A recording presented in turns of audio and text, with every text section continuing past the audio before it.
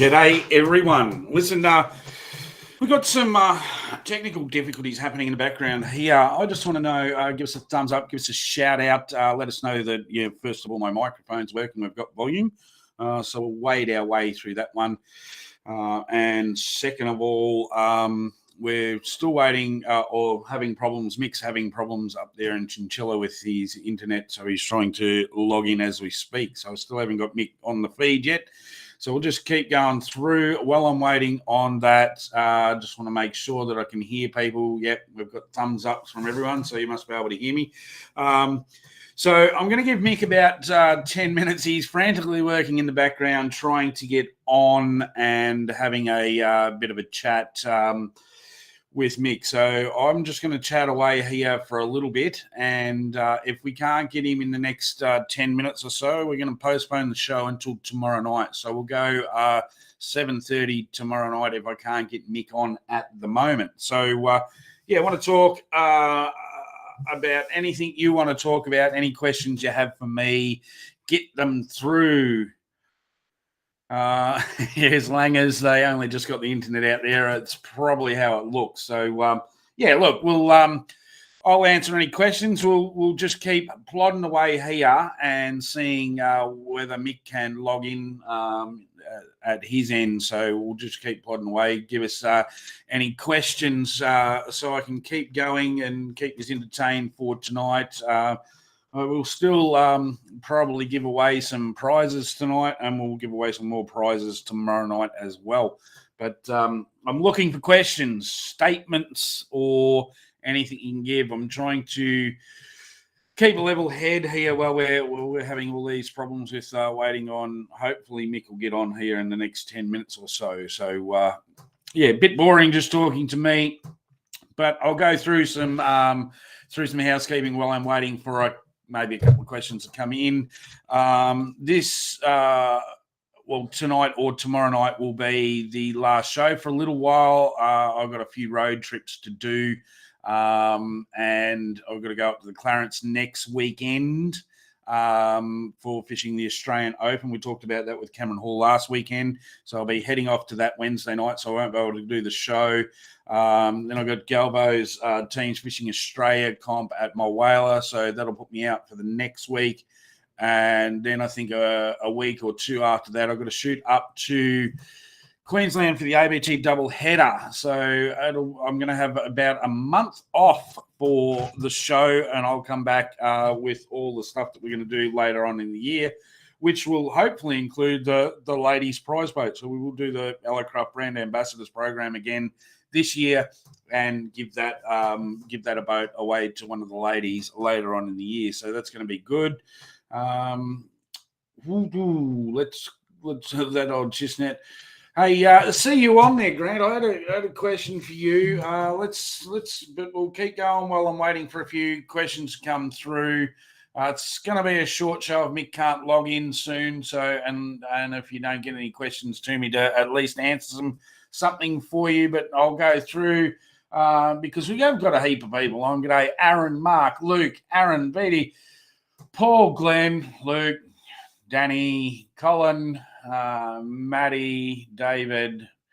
Geez, we've got heaps on. Heaps of postcodes going in, so it looks like I'll probably have to give away a postcode prize anyway tonight, and we'll still give away a prize.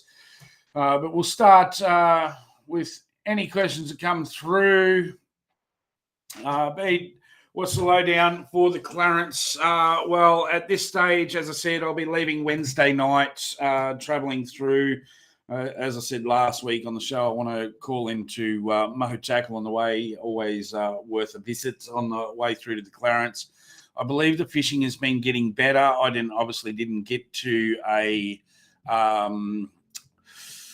pre-fish up there, but talked to a lot of guys, talked to a lot of locals, and the fishing has just progressively got better as it goes on. We're just hoping that it wasn't like the grand final. We have a bit of a flood. I believe there's a heap of locals going as observers, so it's going to be good. Hopefully I get a couple of people in the boat because I get very bored by myself. I can just imagine how Mick looked right now trying to work his phone and trying to get all this working. This all started because he forgot his password, but we won't blame Mick. We'll get that. We'll get going. Mark, most memorable fishing moment. Yeah, look, that's probably an easy one for me. Harry's meadery was definitely, and most of my most memorable fishing moments all come from when I'm with somebody else, not actually what I'm doing. But Harry's meadery, tagged fish, caught it by himself.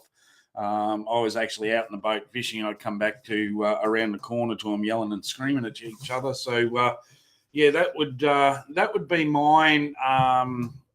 In the most memorable one I can think of straight away. Benjamin wants to know what lures I'm going to tie on to start the Open. That's a given. That's a nice, easy one. The Clarence, the Wilson, the Richmond, all of the times that I've fished there, generally I'll have a crankbait on, I'll have a spinnerbait on, I'll have a chatterbait on, I'll have some sort of surface on. So that'll start me off on pre-fish day. I'm hoping to work out a pattern later in the day. I think that surface bite and that subsurface bite will work really well for everyone early, but maybe go out and chase some of those fish on the reef later on. I'm not 100% sure, but trying to work something out, that for sure. Aaron, look, the questions are coming in, so I'll just keep answering them, and if Mick comes on. If not, as I said, tomorrow night at 7:30, we'll get it going, and we'll get Mick on at 7:30 tomorrow night, because I know I want to talk to him about his start to the year. So, Aaron, will you be at Electric Comp in Queensland on the 7th of May? Unfortunately not, Aaron. I won't be able to attend any of the Electric Comps. Just time permitting. I really wanted to get up and do one or two, but it's not going to work out this year. Maybe next year, but if they can maybe line them up with the Bass Pro Series, we might be able to do something like that, but we'll see how we go. Let's go. Glenn's got a good one here. Any thoughts on the amount of carp in the river system? I think Edwards caught over 100 between 6 people. Yeah. I've heard nothing by fisheries at all. There has been a massive carp explosion in a lot of those rivers that went through the floods. I'm not 100% sure on the fix, but it has happened before. History shows that straight after a flood, the carp get really crazy. I think it's just the point that we just need to pull out as many as what we can. I'm not sure if fisheries know what they're doing at the best of times. I'm scared of this virus that they're talking about doing. Not 100% sure. Don't really have an answer, but I'll do some homework on that. Maybe get an answer over the next couple of weeks. When I come back, maybe I can talk to fisheries, get fisheries on to talk about all your questions. That might be, I'll write that one down. Might be good to get fisheries onto the show so we can spring a heap of questions for them. Awesome. Thanks, Glenn. All right. G'day, Daryl. First time watching. Awesome to hear. Generally, every Wednesday night I have a guest on, but tonight I don't. We've had some technical issues, so we're going to come back tomorrow night at 7:30. I'll get Mick's stuff fixed up. I believe that the kids are all away and Mick's handling this all himself, so it might be a no-go. Ben's put through, are you heading up north to a Barra Comp in Queensland? At some stage, Ben, I will get up to one of the, I've always wanted to do the Barra tour for the ABT stuff. It just, at that time of year, you're sort of running out of money. If I have a good win at one of the comps and I'm lucky enough to pull a good prize check here or there, I might actually do it this year. But I planned to do it last year. Maybe I need to find a team member like yourself that can catch Barra, and that might help me out.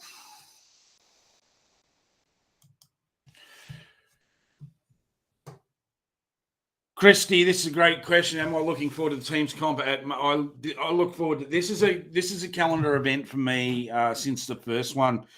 Having the twin species, all the really good cod guys and yellow guys there. This is a really good comp.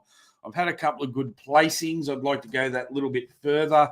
And yeah, I'm chirping at the bit. I'm going to be doing bass this week or next weekend, and then straight into the cod. So it'll be come home, change the cod gear into the boat, straight over, chase that. I think the yellows are going to be the key, like they normally are. Everyone sort of can find the cod over there, but finding the yellows will be. But looking forward to it. The simple answer to that one is definitely 100% yes. Awesome to see you all getting these questions in for me, because I would have looked like a goose just sitting here trying to talk to myself. As I said, Mick was going to be on tonight. We can only apologise. He hasn't been able to log in. What I'm going to do is, if I can't get him on tonight, we're just hoping he can log in behind the scenes. If I can't get him on tonight, I will then go through and rerun it again tomorrow night at 7:30. So we'll see how we go with that. Paul wants to know, what are your thoughts on the Hunter River? How will you break it down? I've started to research this one, Paul. I'm probably going to try and do a looks like Mick might be just joining us here, and we might have got him on, so that's really cool. I'm going to break this one down in a pre-fish. I think I'm going to have to go up there and do a pre-fish. So it's looking it's a new venue. So I think I'm just going to have to do a pre-fish. I'm going to do what I always do, try and go to the ends and come back. Hey, look, we got Mick in. Awesome. So what I'm going to do here is I will still answer all of these questions, but I'm going to bring Mick onto the screen. Thanks for that question, Paul. I'll get back to that one if I can. Let's see if this works.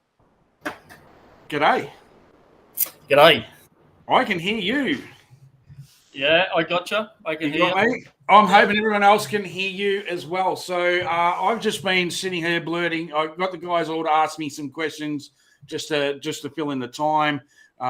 This will work out all right because now they can all ask your questions. But for everyone that's out there watching that doesn't know, this is Mick Johnson. Mick Johnson has been around the fishing traps for a few years now. But I suppose I wanted to lead in, Mick. You're a guest, you're a previous guest on the show. You're one of the common themes that I always go back to and have a chat with. I enjoy having a chat with you.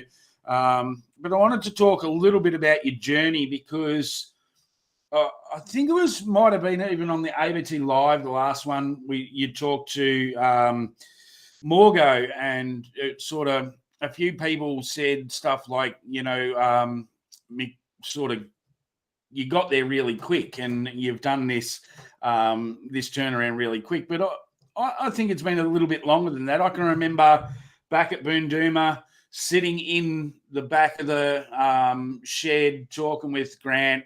Me and Grant were sitting there having a few tinnies. You were questioning me about this tournament fishing. You still had the big tinny and you were going up north for your regular trip to chase your reef fish. And we talked about fishing. That must have been 7 or 8 years ago now. Yeah, it has been relatively quick. I mean, a lot of guys that you see doing the tournament scenes, have been doing it for a long time, I suppose. I sort of cut my teeth, I suppose you'd say, in the tournament stuff over in the States. Probably about, I think we've got back here, we've been back about 11, 12 years now, I suppose. And I never really got into it once I got back over here until, talking with yourself and got back into it in the bass side of things a little bit later on, about 2015, 2016, whatever it was, when we started doing a few together with teams and whatnot. But yeah, to me, we just had Bob Becker was the guy that got me into the walleye tournaments over in the States. We did a few bass too, but just really, I enjoyed the competition side of it, I suppose. Didn't really matter what we went and fished for. Love the tournament side of it. Never really had the time to do it, having a young family and sort of setting up a business when we come back. So we sort of, once we are on our feet and settled in Chinchilla here, sort of got an opportunity to go and do a few, and it all sort of took off from there. So it's yeah, been. You had a really quick start to your tournament scene. As I said, we did a few Bass Tashes together. We won the grand final together. Things were just rolling along really smoothly for you there. You popped up out and just went really hard. Then you won the Bass Nation at Boondooma, and you sort of announced yourself there that, oh, who's this new guy on the circuit? He's got a bit of go. And then, as per usual, you not that you slumped, but you stayed right up at the top, but you really struggled to get through, say, a Coney or a Langers, which we all did, and beat those guys until this year. How much confidence did you pull out of winning the Open last year that's really helped you with your form this year? Yeah, absolutely. I think that's a lot of it. I think it's, and when you say confidence, I think it's the confidence to have in yourself and to be able to relax and just fish, because I think every tournament angler sort of goes through that bit of, you want to do well, and you put a lot of pressure on yourself, and other people put pressure on yourself, and it's that ability just to block all that out. And I suppose coming into it, like when I won Bass Nation back in 2017, there was no pressure. I didn't feel any pressure. I just went out and fished, and it happened. Then you start putting a little bit of pressure on yourself as time goes on. You're putting more and more pressure on yourself, I suppose, as you go along, and you expect more out of what you're doing. But I think, for myself anyway, as time's gone on now, I can sort of just sit back and handle that a bit better, I suppose you'd say, and not get stressed out, not get too worried about it, and put that in the back of my mind and just go fishing. And I suppose it does take a long time to get yourself to that stage, I suppose. And it's not, a lot of it is experience as well of how to actually fish, but I would say 80% of it is how to control and conduct yourself, I suppose, in them pressure situations. And that's where I think you start to really come into it, I suppose, as a fisherman, is just being able to control that and just put your head down and fish. Yeah, because we hung around a lot while I was in Queensland, and it's been 5 years, so I've been nearly down here for 5 years now. So we sort of only get time to catch up at comps, and you've been coming down to the Vic rounds and doing the Vic rounds, and there's sort of been for me, looking from the outside looking in, there's been especially this year, there was a different. Now this is going to sound really weird, but there was a different aura around you this year than, say, last year and previous years that we've fished together. You were a lot more in touch with what you wanted to do. You tended to, I suppose, like you had more self-belief. I felt that you had more self-belief in what you were doing, and maybe you've hit that right on the head, that confidence meets expectations, meets everything else, has all just come together.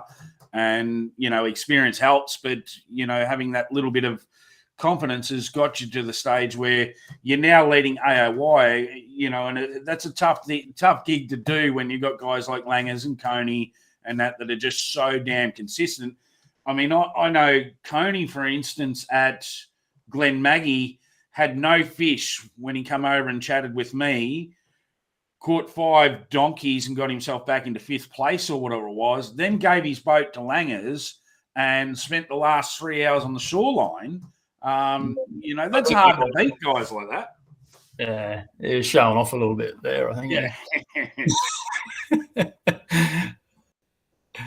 No, it absolutely, it's a big thing, and I think most guys will agree that have, you hear of guys saying about doing their time, and I think it comes with experience. I don't know how long doing your time actually takes, but for me, that's how it rolls for me anyway. If I get uptight and I get all worried about going to a comp, start looking at zooming in on photos where people have caught fish and worrying about all that kind of stuff, that's when I don't fish very good. If I get my stuff ready early, I have no stress. I don't worry about, I probably even rock up a little bit late and don't really even think about the tournament too much. That's when I seem to fish a lot better and just go out there and fish and fish your conditions and fish what's in front of you, and don't get all them preconceived ideas in your head and all that ramp talk and all the rest of it in your head. Just go and do your thing. And I think,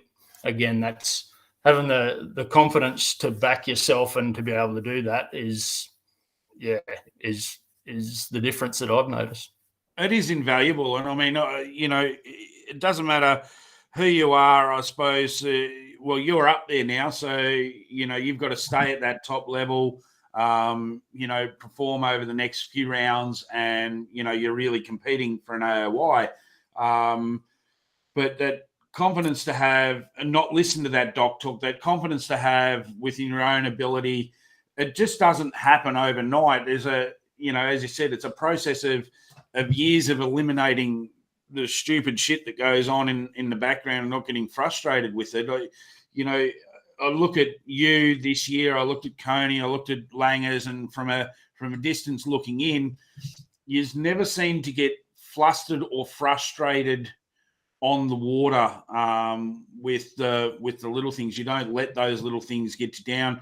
Do you find that this year you've been able to just block out that other stuff?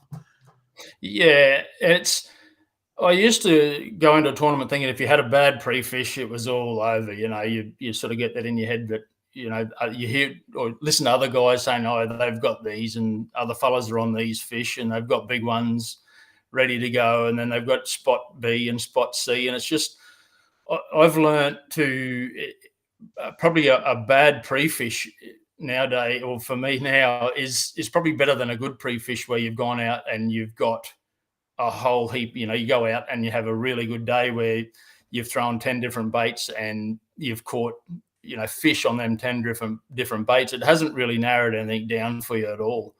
And not only like pre-fishing and working things out like that, but I think a lot of guys sort of, if come 10 o'clock on the Saturday, I think if they haven't got any fish or haven't got a pattern worked out, they think it's over. You've still got 2 days to really go out, and you've just got to put your head down. You've got to nut them out. You can't stop working on them, and you just got to keep adjusting and doing your thing, and not just bundle it all in a ball and throw it out and just say it's over for me. We'll just go and try and catch a few little ones or whatever.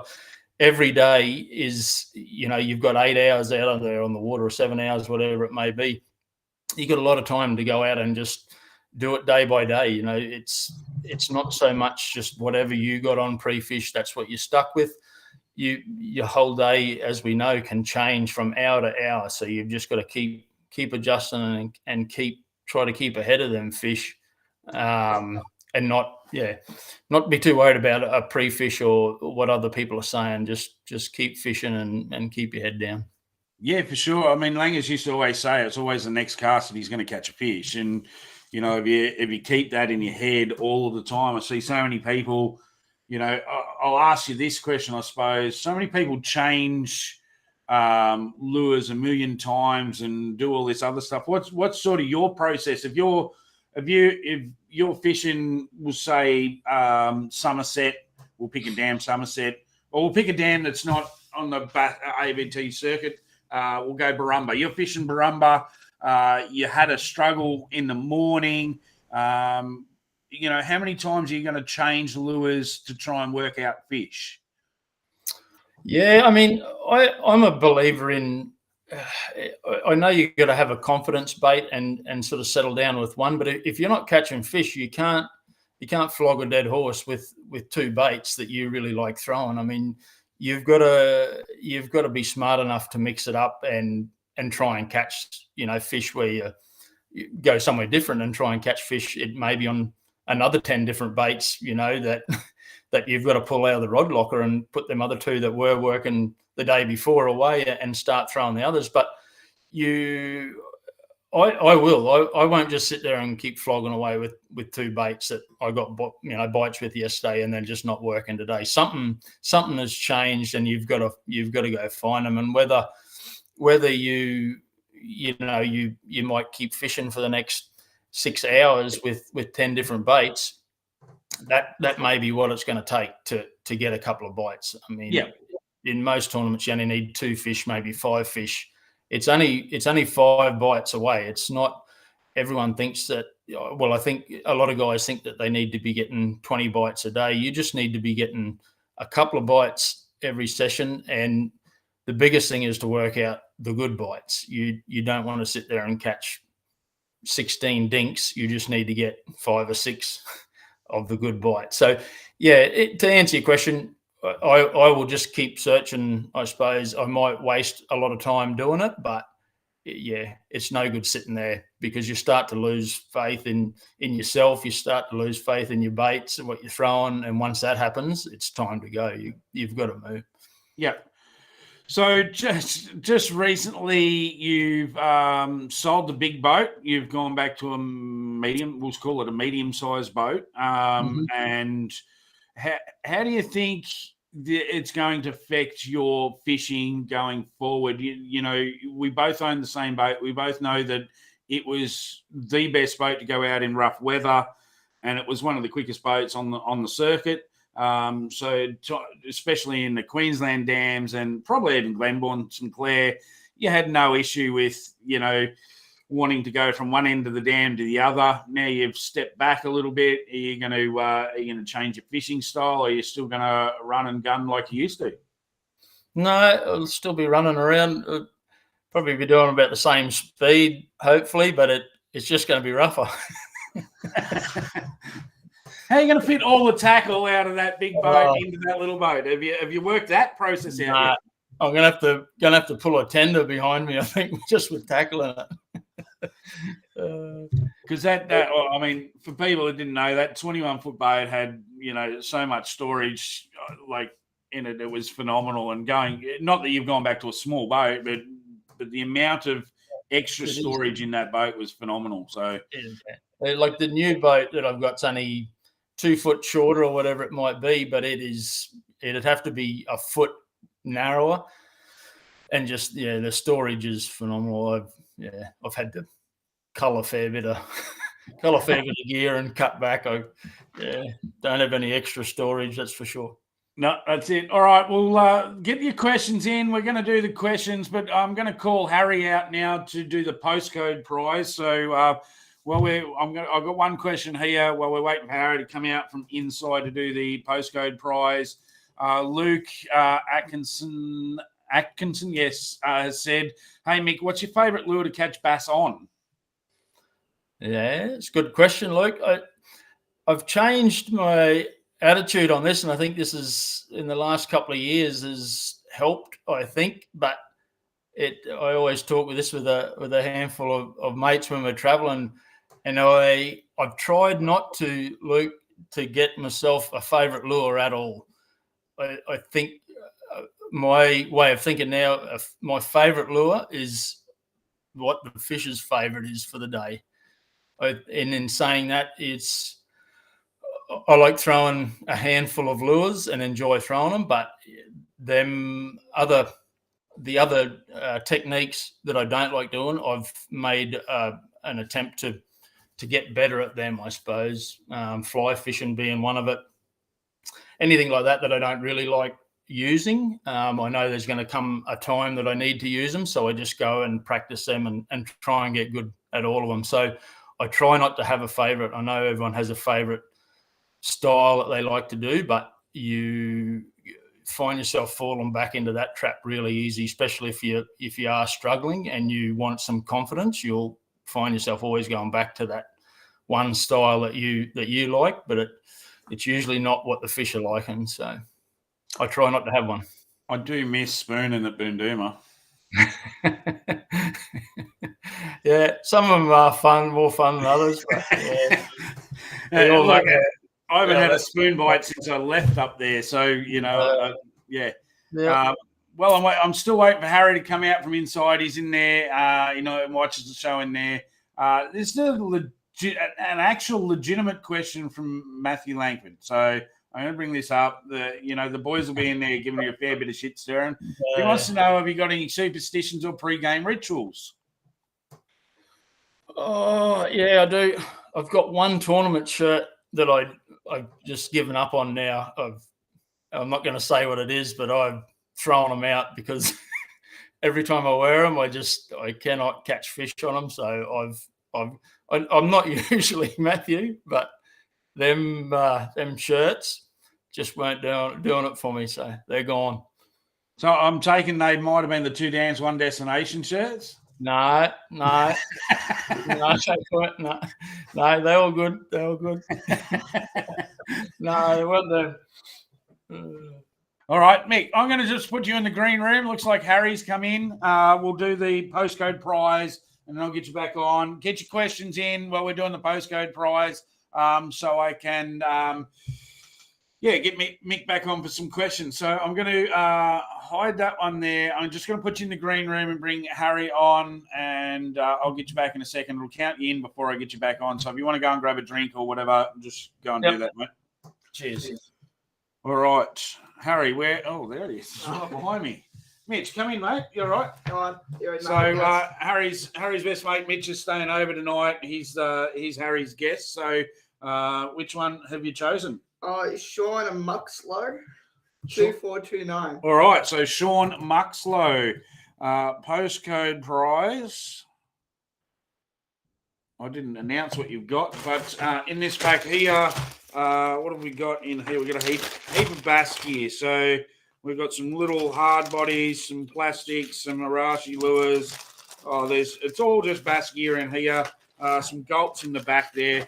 So there's probably over $100 worth of gear in there, Sean. What you have to do, mate, as per usual, is send your address and details to Corey Sam Fishing to get your prize.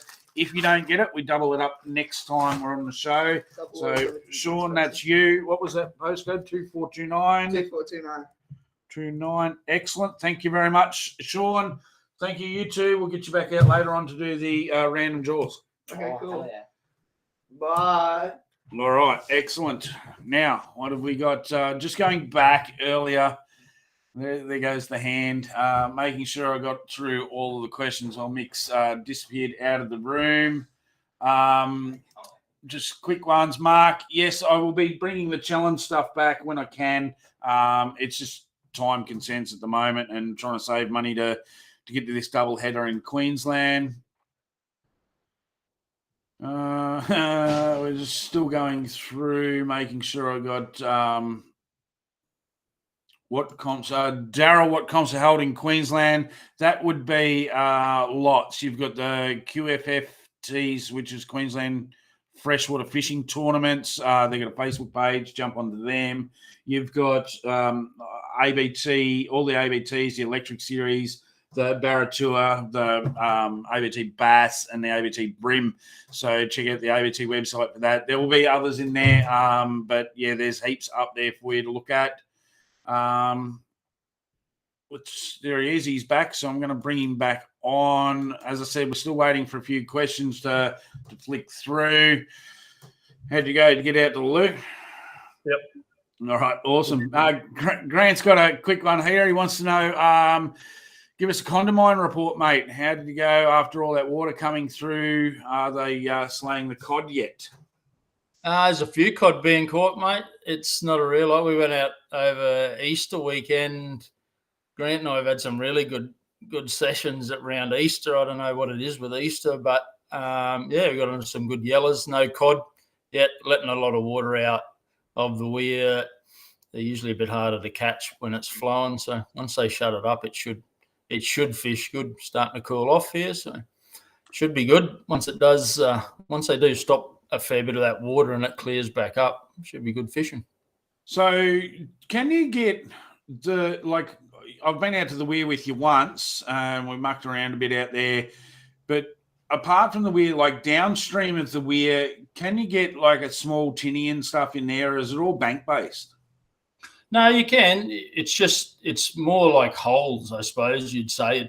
You'd get hole to hole, but you'd probably have to drag a tinny. In some places, you might be dragging it 100 meters or so when it's down. But yeah, a lot of it's a lot easier off the bank. But I'm still yet to get a tinny in there and get live scope in there and check some of them logs out, because I can't wait to see what's actually in there, what I'm throwing at. Yeah, for sure. Awesome. Thanks for the question, Grant. Barry wants to know what's your most memorable catch and why. Oh, memorable catch. I took my old fellow who's never caught a barra on his 70th, I think it was. It might have been 72nd birthday up to Wonga and got him onto he was just about to pull a pin on the last day that we're going. And he probably only had half a dozen casts left in him and he got one. So that I would say that would have to be one of my most memorable catches, even though I didn't catch it. But yeah, getting my father at 72 or whatever, 70 or 72 onto a barra. That was only a couple of years ago too, wasn't it? Yeah, about 3 years ago. Yeah. So, like me, I suppose when you look at memorable moments in the definitely on the water, we tend to always look at what other people have done with us. I love watching Langer's get his trophy. I love watching Harry catch his fish. I love watching other boys all catch their first fish. I could catch a million fish over and over and over again, but it's what they do with you. That's right. Yeah, it's definitely not when you're by yourself catching fish. Anyway, it's always or usually for when you're with other people. Yeah, making memories, isn't it? It's good for sure. So stories you can tell, later on around the campfire are always the better moments. Yeah, 100%. Okay, Barry's got another quick one. Maybe you can answer this, maybe aren't. It's sort of very, very hard question, I suppose, to answer. What braid and leader do you generally use? So we'll probably have to limit that to a species. We'll go with bass. Yeah, just with bass, run the Suffix 131, 10 and 10, usually a good combination. Yeah, Barry. Just, again, depending on what you're doing, but as a general, 10 and 10 gets you out of trouble. Yeah, and the gear and everything has improved so much over time, and the line classes and the line strengths, and I think gone are the years. Back in the day, I think they over exaggerated all of their pulling power on every sort of line, and this is and that. But yeah, that Suffix 10-pound line is absolutely dynamite. I mean, I use a lot of the Suffix. What is it? The Suffix 832 on the cod, and even at my whaler here, I'm only throwing 20-pound main line. I'll up the leader, of course. Leader. But, 20-pound main line, you would never have done that years ago. That's for sure. No, that's right. And it is a bit of a if you've been using Japanese braid and you go to that American stuff, it can be a little bit. There's a difference in the poundage sizing that they write on it. So you're better off just sticking with the actual line thickness. I've found if you just rather than go off what poundage they're calling it. Just check out the line thickness and stick with that. If you are chopping and changing between the two, because something like a Japanese braid that is 10-pound is a lot thinner and has a lot easier breaking strain, a lot lower breaking strain than what the likes of Suffix 10-pound is. Yep, for sure. All right, Daryl Austin's got a good one here. What dam is the best in southern Queensland? So I'll throw this. I'll split this question up for Daryl. Let's go with. We'll go three species. We'll talk because we're a freshwater show. We'll talk the three species. We'll talk bass, yellow belly, and barra. Which are three best dams for each species? It just depends, Daryl. It depends which one's fishing. I really like Somerset when it's fishing, like everyone does, but not very often you get it fishing good. Boondoomer, I'd have to say for yellow belly. Booney's always a good dam. It's usually got plenty of yellow belly in it. If you want to target yellow belly, it's pretty hard to go past Boondoomer. For consistency, I'd probably have to say Cania for bass. It's got big fish in there. Probably the last couple of years because the lack of rain flow going into that poor old dam that it's not really firing with the big ones, but in its day, it's got a lot of big fish in it too, and it is consistent. And I know a wonga, I don't fish Mondrian too much, so I'd probably have to say a wonga for freshwater barra. Yep, awesome. Thanks for the question, Daryl. I know I added to it for you, but it's a lot easier for me to sort of answer it than just try and pick a dam out, of random. Look, because it's asked, I'm going to bring it up. Tyson has asked if you had to choose between the Coldstream and the Aurora River on the Oz Open, which would you pick? Wherever the fish are, mate. I don't really know. I don't know till Friday till I get down there. I think this is a bit of tongue in cheek from Tyson. Maybe he's just trying to suss out which way you're going to maybe follow you. I'll be going both, mate. So yeah, you're welcome to come along for the ride, but I'll be going up both as far as I can. It is a long way both ways. Do you trailer boat? So my boat's not as quick as yours, so I tend to trailer boat it to the highest boat ramp. I can put the boat in, fish up there, then I'll bring it back down to the middle, fish both sides of that, and I'll bring it back because it'd take me half a day to get from one end to the bloody other. Yeah, I don't usually. This is obviously the first time I've been in this different boat, but yeah, usually in that nitro that I had, it might take half an hour or so to run down there, but yeah, I usually just slip down there, and that probably cost me $200 in fuel, but I just slipped down, Just slip down there. She'll be right. Chrissy wants to know, Mick, do you come down to the Murray often to fish? She loves fishing Moala, so she's talking about Moala. I know you guys did AFC on the Murray and really loved it, but have you done any other big trips down this way? No, I haven't, Christy. It's definitely a place I'd like to go back to. It's such a beautiful area down there, and one day get back down there, but I haven't got it on my radar to get back down there anytime soon. But definitely like to if the opportunity, come up.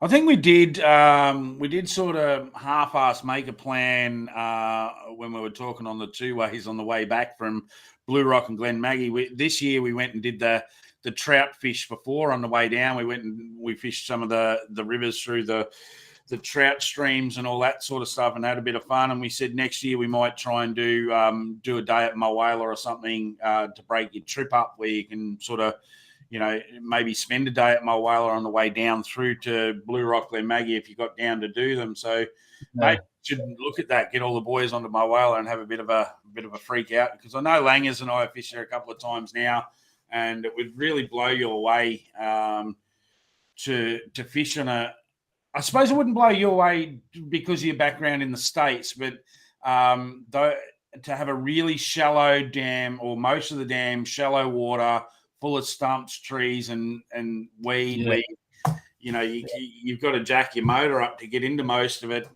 would be surprising to a lot of the bass guys, put it that way. Yeah. All right, looks like Mick just dropped off the feed for a minute. I'll get him to log back in. I'll just send him a text. I think until his internet might have gone out.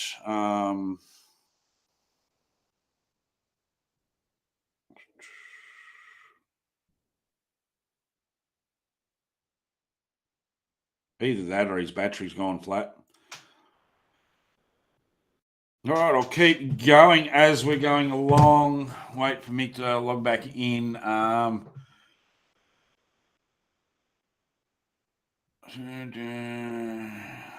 go through, just looking at the questions.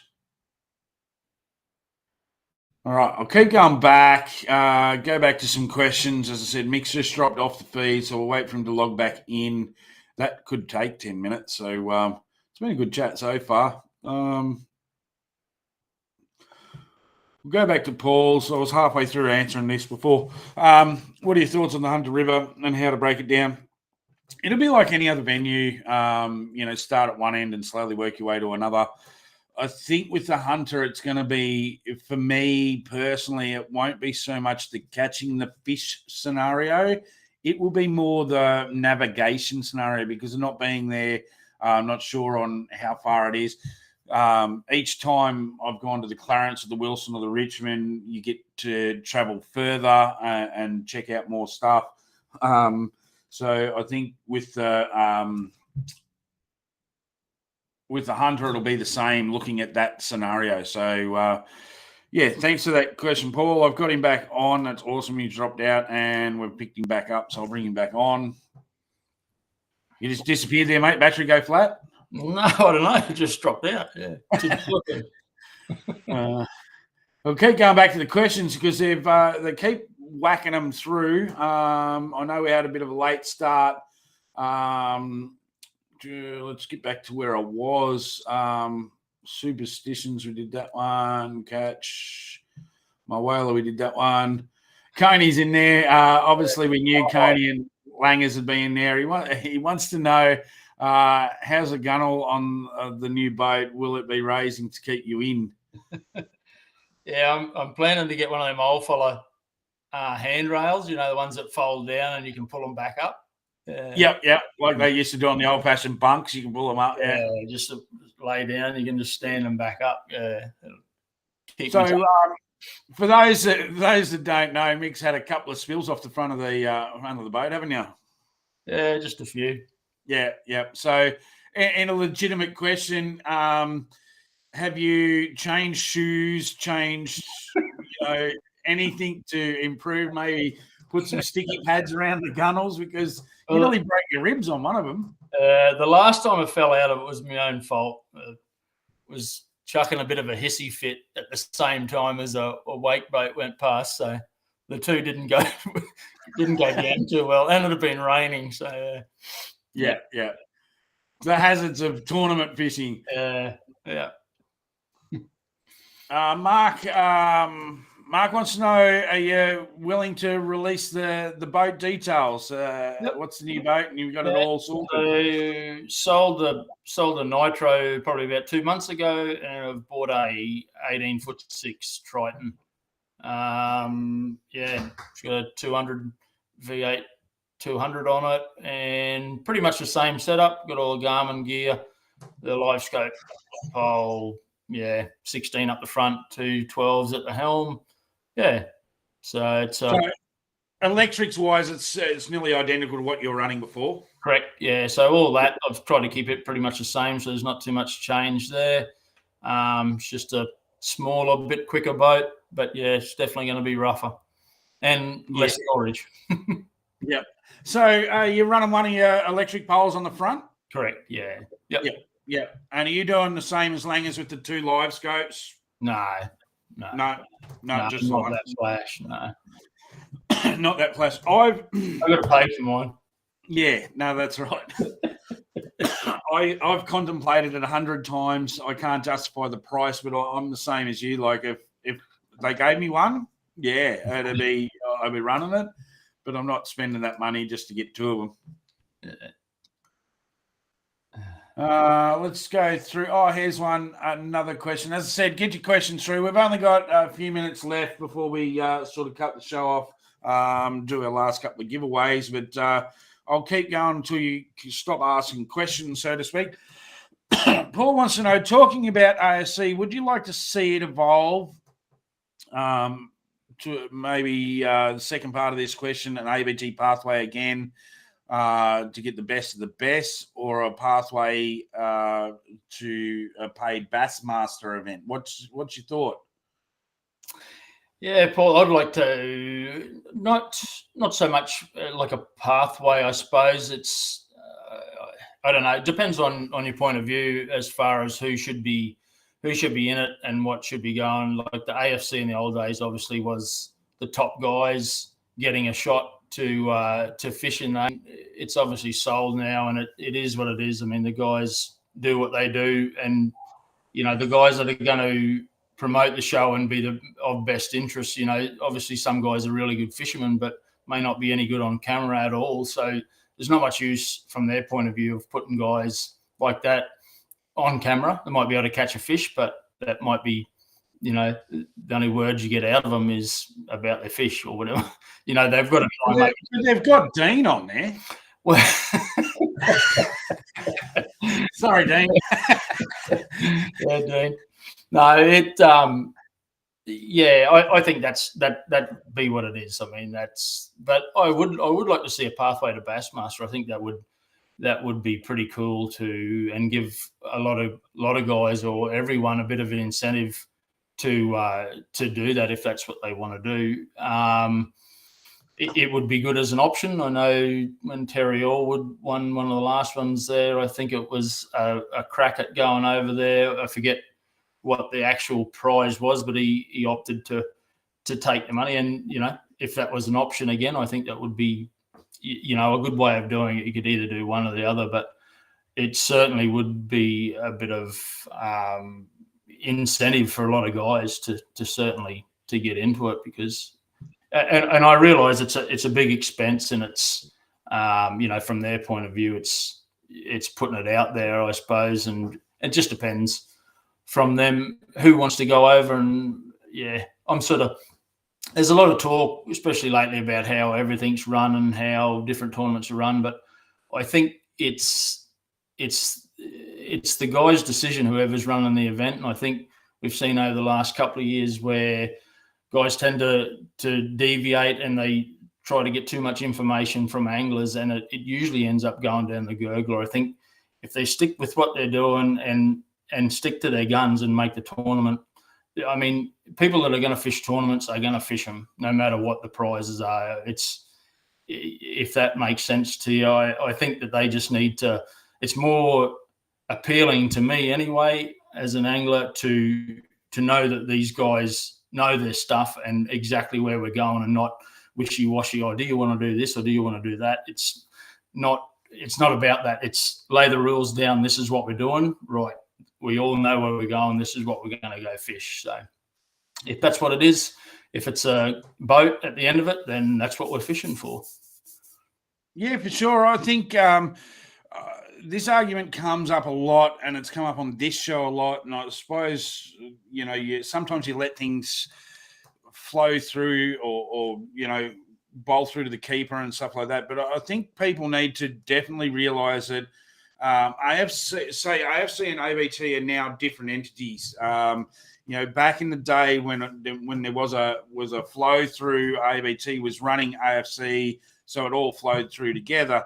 Now AFC is a standalone, it's a business on its own. I agree with you that, if you're making a business and you want to be successful, you've got to have the right people in there doing the right thing and making it watchable. I think with all jokes aside, with the whole Matty and you guys at the Murray with the was it a legal catch, was it not a legal catch, putting that aside, views wise, that thing is blown through the charts. People are watching that from all over the world. People are talking about it, and AFC are just sitting there going, thank God this has happened. This is great for my business. Everyone's checking it out.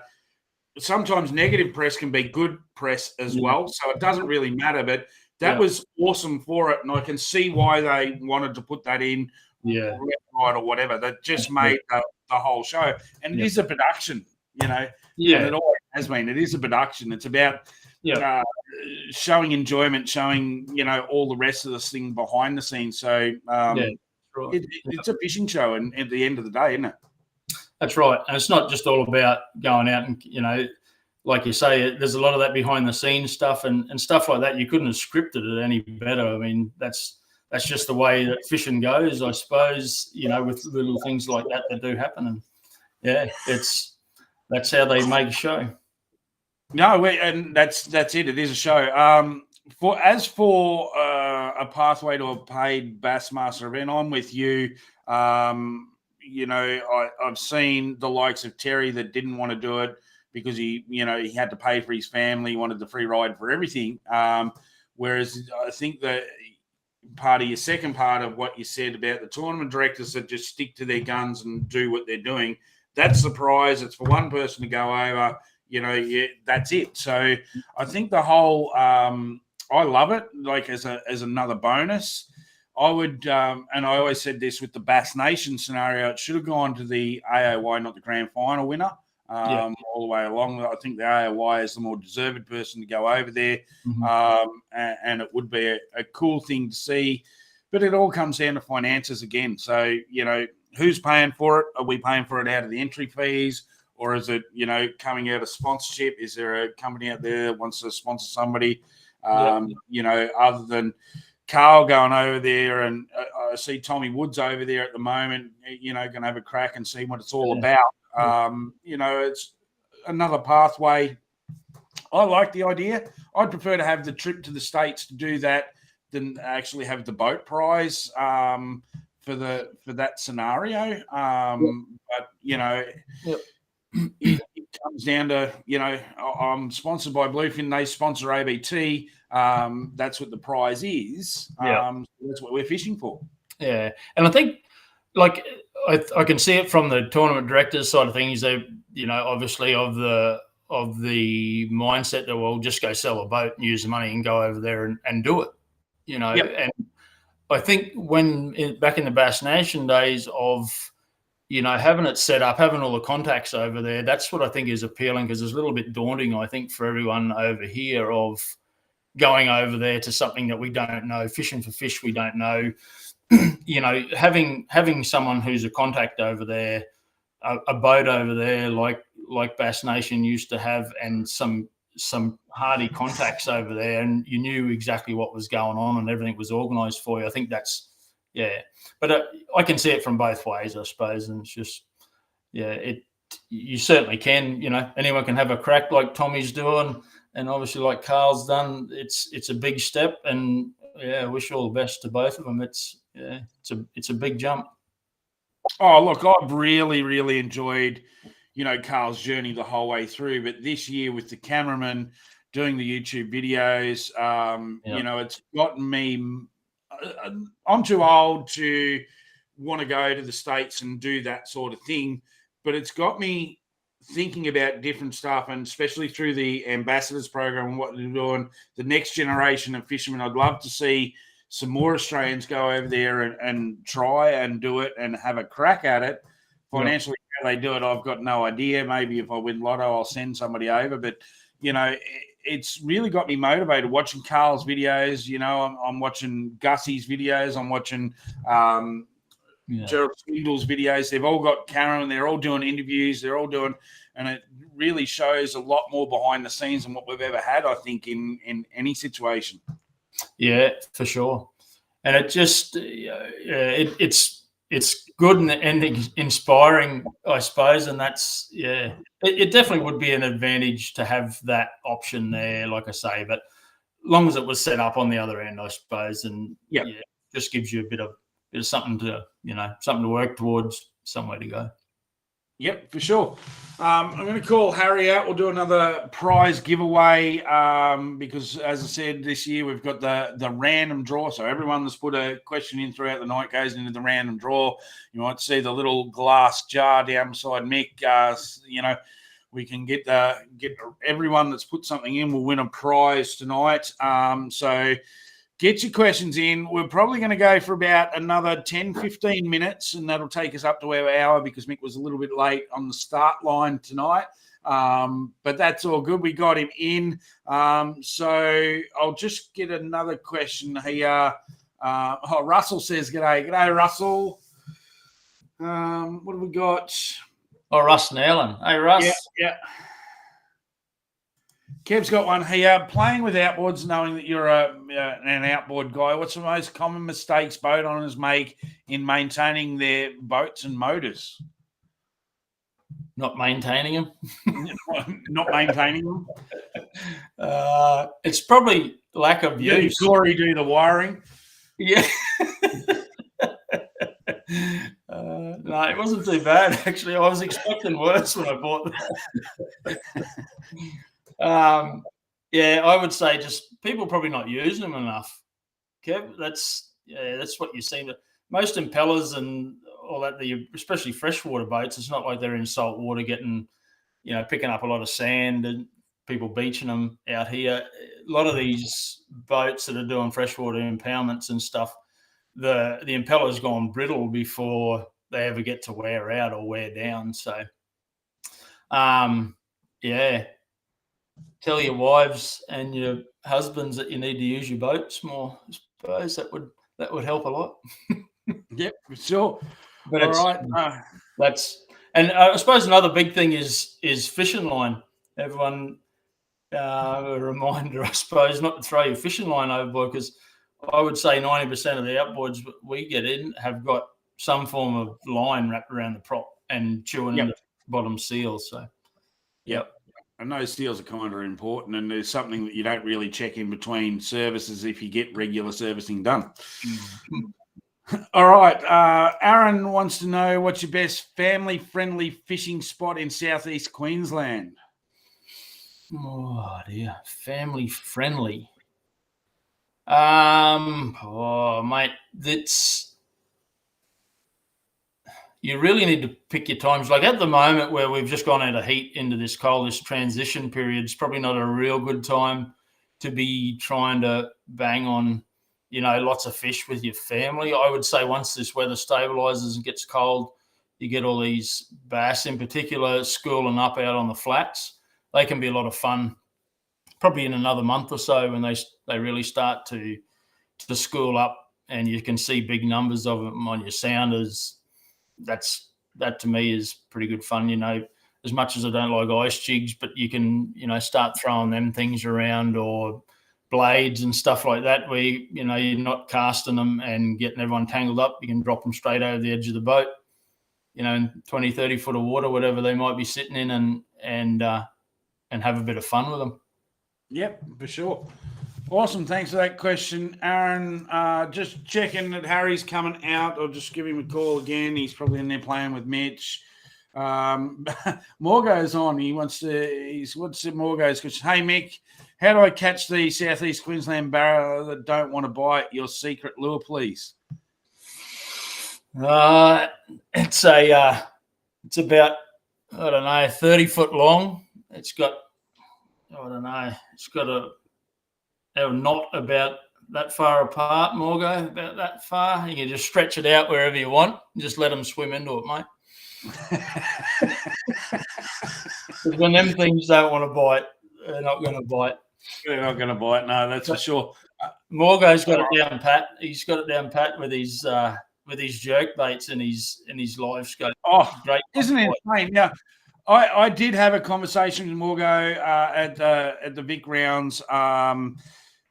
Sensational video footage that he's put up and worked out. And there's another question here, which I'll get onto, that Ben's asked a similar thing about. But I think for anyone that's done the Barra Tour that doesn't realise that, Morgo does fish the Barra Tour. Nicole fishes the Barra Tour, which is awesome to see them out on the water. But one of the downsides of fishing the Barra Tour as a tournament director is hang on, Harry. So he doesn't get to leave from any regular spot. He's got to leave last because he's got to count everyone out. All right. So I think this has helped him develop this technique to catching these fish, is because, as we all know in these barra comps, that you've got to get to a point where and sit there all night. They're very patient fishermen, and they, if you're leaving last, you're going to get none of the fresh points that they're all fishing on. So he's developed this great style of fishing out there, which leads into Ben's question. With forward-facing sonar, do you find you use forward more than perspective? Ben, mate, I don't. I use forward for bass most of the time. Most of the time, apart from down south where them fish are getting up pretty shallow, in wintertime, I suppose, jerkbait and stuff like that. But most of the time, you can't see them if there's weed. If you're jerkbaiting amongst trees and that, I'll use it on perspective and them southern fish, I suppose. But most of the time, it's just in forward and just looking around for any of that structure and fish, I suppose. But structure's the main thing that I use mine for. I've taken it off my electric motor and put it onto a pole so I can just, I think that's, I know a lot of barra guys in particular are using the hand poles. I think the main reason that I've heard guys saying is they can get that angle out of them. So if the nose of the boat or anything has changed, they can actually pitch it at a different angle to see if it's on an electric motor, they can't change that actual pitch. They can only screw it around and look side to side. So, but for the style of fishing that I do, I don't use it on perspective enough to warrant doing it either way or putting it on as a second camera, as we were talking about before. So, forward for me. No, awesome. Now I'm going to bring Harry on to do a couple of prizes.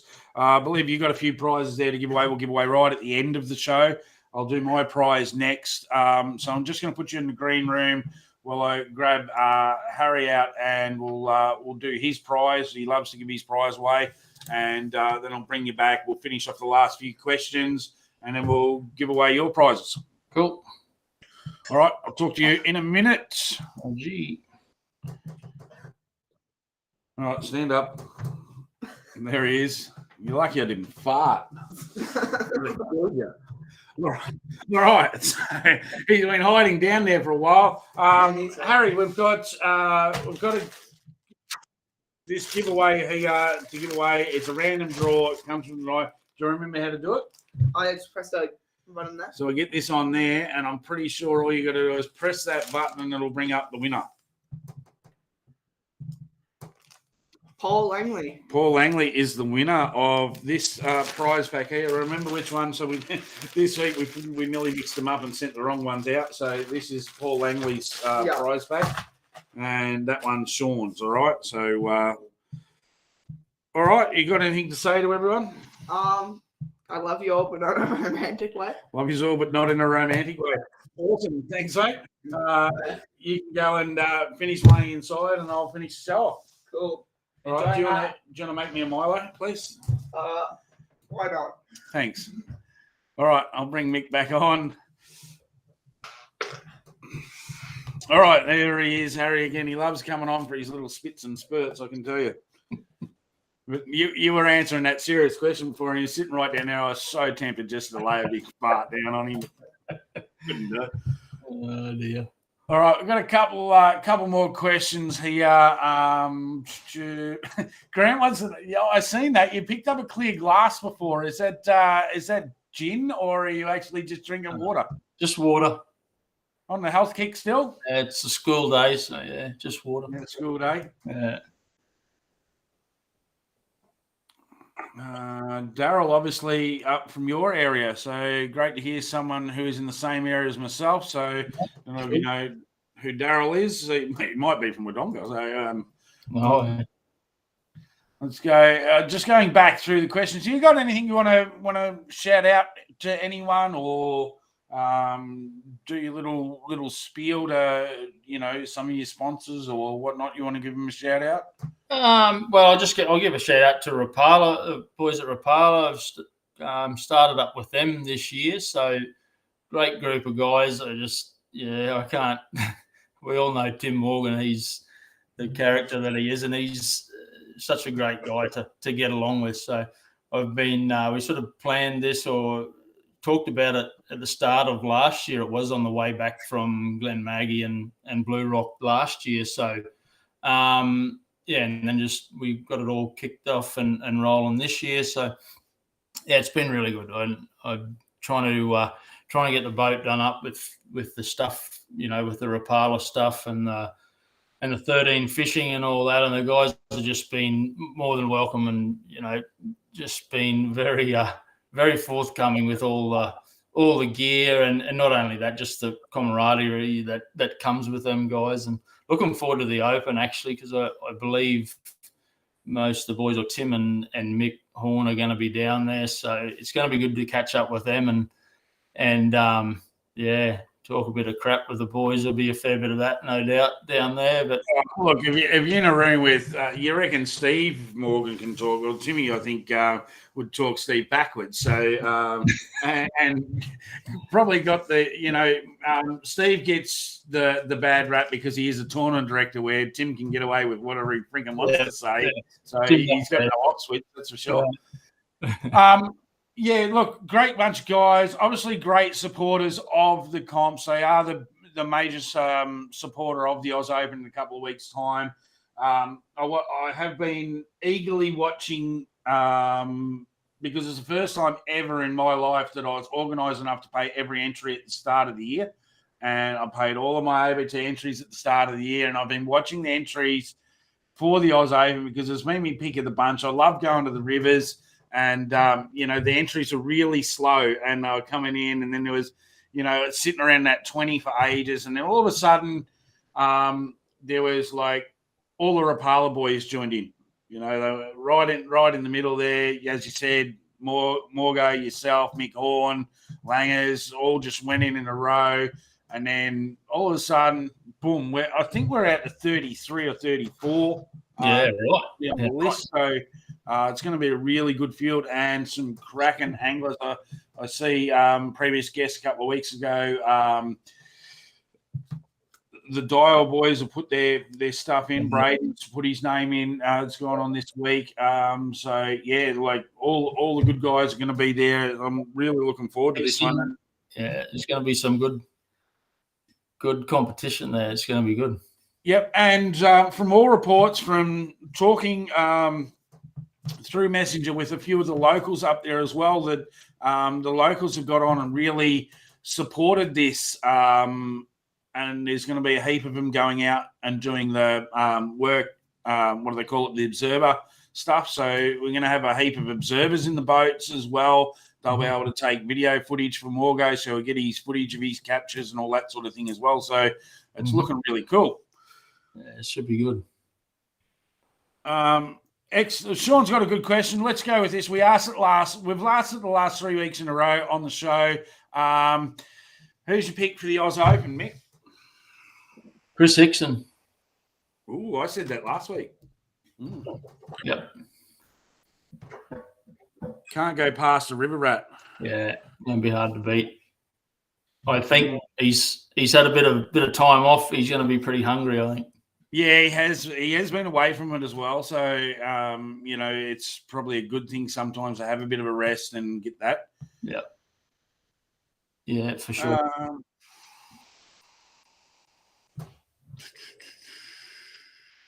Here we go. There's a shout out. So, Chris, big thanks for both of you blokes for having me on your boat at Blue Rock and Glen Maggie. Massive few days watching and learning a craft from you guys. Chris, always welcome on the boat. Good to see you out there giving it a bit of a go, that's for sure. Yeah, absolutely. All right, we've pretty much nailed it, Mick. I think we've got to our hour mark. All the questions, I think I got to most of the questions. I know we've been in and out all night. You got a little bit of Rapala gear we're going to give away to some lucky viewers. So let's what you've got. I can do it. I'll probably just do it in 3, I suppose. I got a Rapala hat. Yep. The DT16. Yep. And got a little shadow wrap Jack Deep there. Excellent.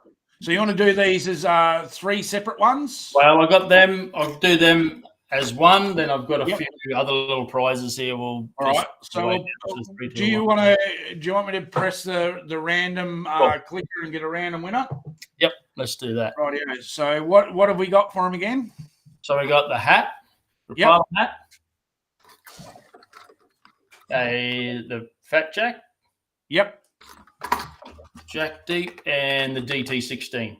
Oh, awesome. 3 really good items. All right, so we'll get a winner for this.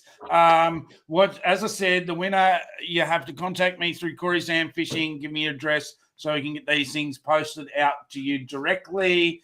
Let's see who the winner is, and it's Barry Kelly. Ooh. Right. Well done, Barry. You'll love them. Barry's on every week asking questions, so that's really cool. So, Barry, you got the Rapala pack. We'll call that. you've got my details. You've messaged me before, so that's all cool. All right, what's the next one, mate? So we just got a couple of hooks. You got some VMC, the 8527. They're size 8. Yep. And the 4X strong, and some VMC assist hooks. Oh, awesome. All right, so let's go with that one. We'll pick the winner for that.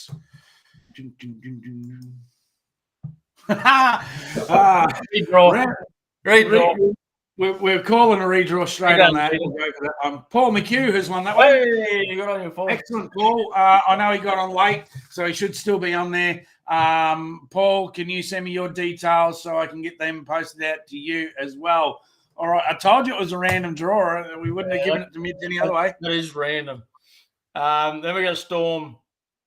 This is a Biscay Shad, the 360. I think that's a, I think it's a 9/16 they call it.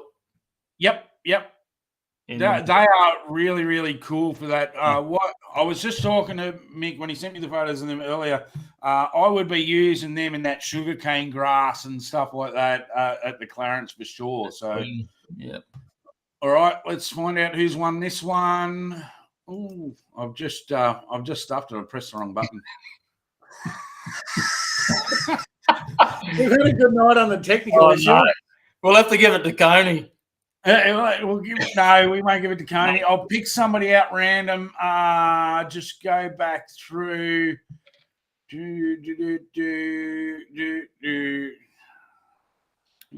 Somebody asked a couple of questions. We'll go Daryl Austin. Cool. Just done Daryl Austin. So as per usual with the prizes, if you don't contact me, I can't send the stuff out to you. I'm not going to follow everyone up. I know the first 5 seasons I spent all week chasing people that, and then I'm just not doing it anymore. If you want the free stuff, you get in contact with me through Corey's Dam Fishing. Send me a message. It's open to message me, and I will post all that stuff out. So I'll just go through. Sean Muxlow won the postcode prize. Paul Langley won Harry's prize. Barry Kelly was the Rapala pack, and we gave the last one to Daryl Austin. Sweet. I think that's everyone. Awesome. Awesome, guys. Thanks. Time and knowledge. Got a quick one from Kev here. Awesome.